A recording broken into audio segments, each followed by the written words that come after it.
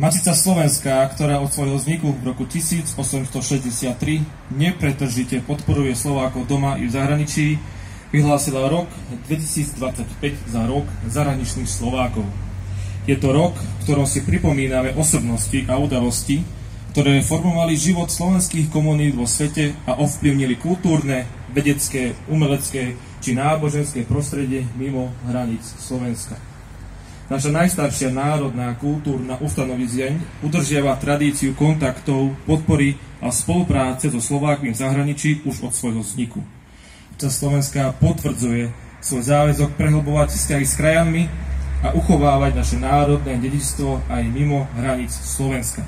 Mene predsedu Matice Slovenskej Mariana Gešpera mi dovolte privítať našich vzácnych hostí. Predsedu Národnej rady Slovenskej republiky Richarda Rašiho, zahraničných vecí a európskych záležitostí Slovenskej republiky Juraja Blanára, Michala Barteka,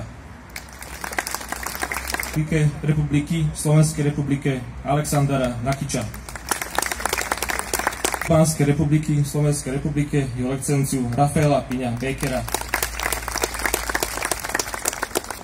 rozvoja a informatizácie Slovenskej republiky Richarda Maračeka,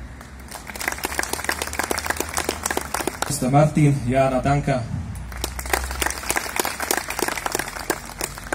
brata biskupa západného dištriktu Evangelickej cirkvi Augsburského vyznania na Slovensku Jána Hroboňa, Astinu,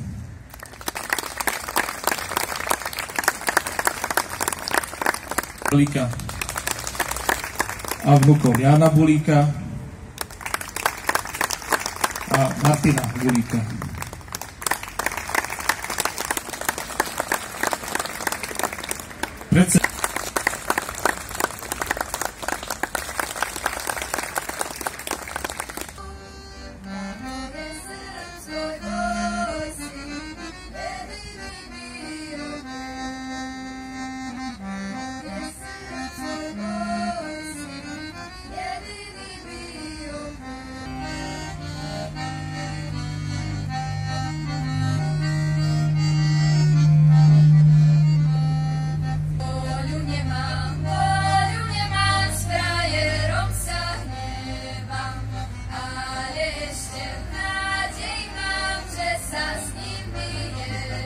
Nasledovať ďalší blok po príhovoroch našich hostí.